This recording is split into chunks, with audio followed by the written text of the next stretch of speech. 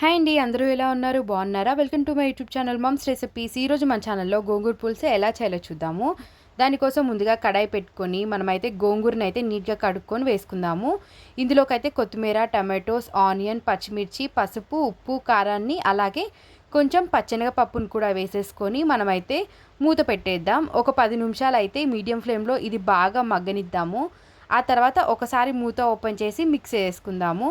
కడాయి పెట్టేసుకొని మనమైతే తాలింపు కోసం ఆయిల్ వేసుకోవాలి.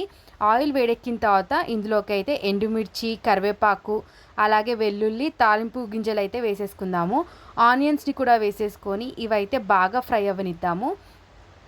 ఆనియన్స్ అయితే మనకి గోల్డెన్ బ్రౌన్ అయ్యే వరకు అయితే బాగా ఫ్రై అయిన తర్వాత మనం ముందుగా ఉడకపెట్టుకున్న గోంగూరను కూడా ఇందులోకి అయితే యాడ్ చేసేసుకుందాము. ఒకసారి అయితే వీటిని బాగా మిక్స్ చేసుకొని ఒక 5 నిమిషాలు మగ్గనిచ్చి స్టవ్ ఆఫ్ చేసుకుందాం. అంతే, ఎంతో టేస్టీ అయిన గోంగూర అయితే రెడీ అయిపోయింది.